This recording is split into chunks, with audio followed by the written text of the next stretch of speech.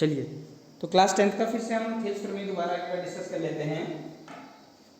किसी त्रिभुज की एक भुजा के समांतर एक भुजा ले लेते हैं BC, इसके समांतर DE एक रेखा खींची समांतर अन्य दो भुजाओं को भिन्न भिन्न बिंदुओं पर प्रतिच्छेद करने के लिए, भिन्न भिन्न बिंदु मतलब D और E पर प्रतिच्छेद कर रहा है AB और AC को, एक रेखा खींची जाए तो ये अन्य दो भुजाएं, जो ये दो भुजाएं हैं AB और AC, एक ही अनुपात में विभाजित हो जाती हैं। जो ये विभाजन हो रहा AD और DB का बराबर AE बटे EC। तो देख लेते हैं गिवन क्या है इसमें। त्रिभुज ABC जिसमें भुजा BC के समांतर खींची गई एक रेखा DE एक रेखा खींची हमने इस BC के समांतर, दो भुजाओं AB और AC को, AB को D पर और AC को E पर प्रतिच्छेद करती है या काटती है। हमने सिद्ध करना है कि जो उनका अनुपात होगा जहां पर ये प्रतिच्छेद कर रही है वो बराबर होगा। इट मींस AD बटे DB बराबर AE बटे EC। तो इसके लिए कुछ रचना की हमने, कंस्ट्रक्शन किया हुआ है।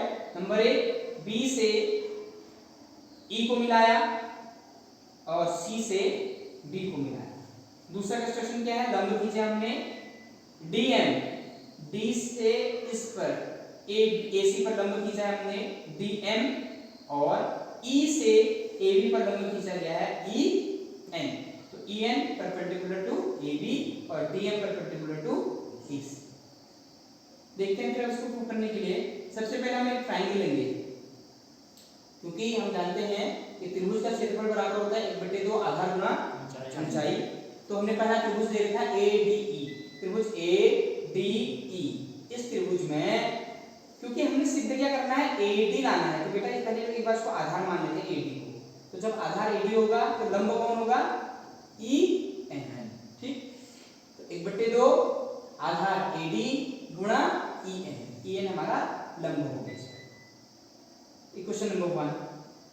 दूसरा त्रिभुज ऐसा लेंगे हम जिसमें हमको आधार DB मिल जाए। क्या मिल जाए, आधार DB। तो कौन से त्रिभुज में है ये, BED या BDE भी कह सकते हैं इसको। तो एरिया ऑफ ट्रायंगल BDE इस त्रिभुज का क्षेत्रफल किसके बराबर होगा, उसका 1/2 आधार DB गुणा ऊंचाई क्या है इसके लिए भी EN। अभी मैंने आपको बताया था ना, जब कोई त्रिभुज ऐसा बना है, कैसा त्रिभुज बना है, देखिए ऐसा जैसा बना है ना त्रिभुज, ऐसा त्रिभुज है। यहाँ पे B लिखा है, यहाँ पे D लिखा है, यहाँ पे E लिखा है। तो ऐसा त्रिभुज है, जब हम इस त्रिभुज का आधार हमने BD या DB जो भी लिखा हमने DB जब आधार मान रहे हैं तो इसकी ऊंचाई निकालने के लिए इसको बढ़ाना पड़ेगा आगे को, और इससे जो यहाँ पर लंब आया होगा जो ये EN है, ये ऊंचाई का काम रहेगा इस त्रिभुज के। ठीक है ना। तो इस त्रिभुज का क्षेत्रफल BDE का क्षेत्रफल बराबर 1/2 आधार DB गुणा ऊंचाई EN। ऊंचाई कितनी जाएगी इसके लिए भी EN। तो 1/2 आधार गुणा ऊंचाई।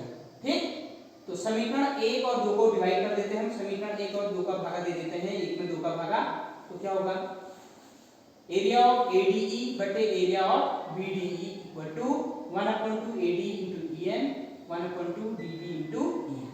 ठीक है, तो कुछ चीजें कैंसिल हो रही है, तो 1/2 से 1/2 कैंसिल, EN से EN कैंसिल, तो क्या बचेगा, area of ADE upon area of BDE equal to AD upon DB। Equation number इसको 3rd मान।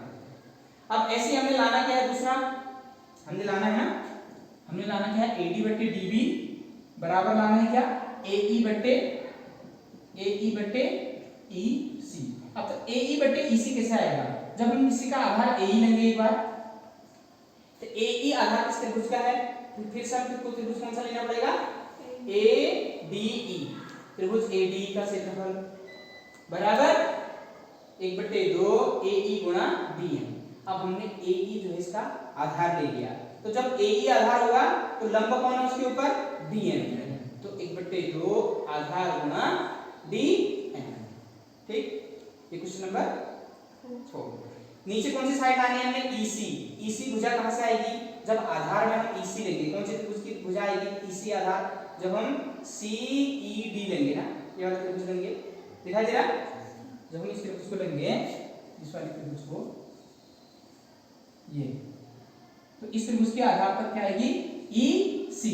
अगर ई सी आधार होगा तो इसका लंब लाने के लिए फिर से हम डॉटेड लाइन बढ़ाएंगे आगे, इस पे जो लंब होगी होगी उसकी क्या होगी ऊंचाई होगी। तो 1/2 ए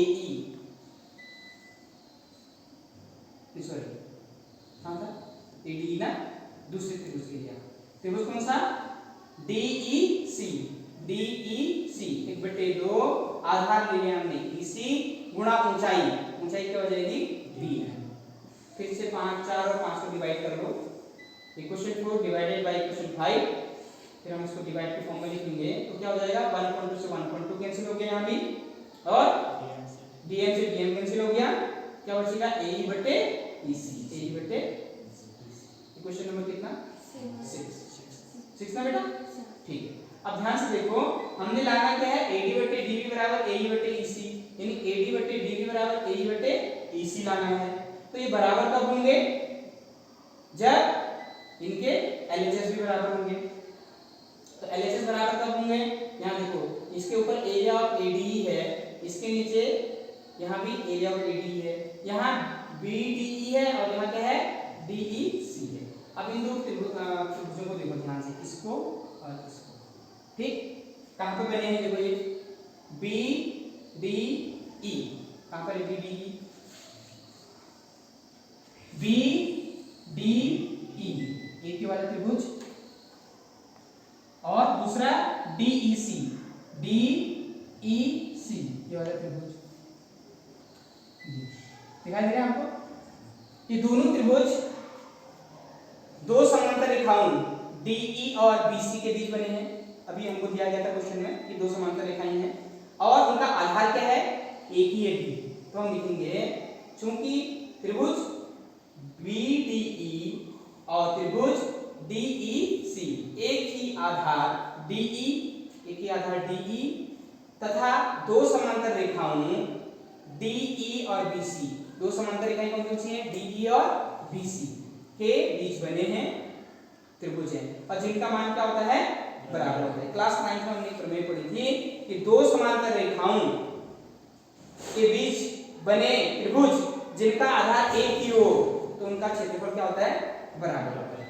तो इन दोनों का क्षेत्रफल क्या हो जाएगा बराबर। तो area of BDE is equal to area of DEC। इस समीकरण 7 का मान समीकरण नंबर 6 में रख दो तो क्या हो जाएगा, इस DEC की जगह एरिया ऑफ BDE लिख सकते हैं, लिख सकते हैं कि नहीं।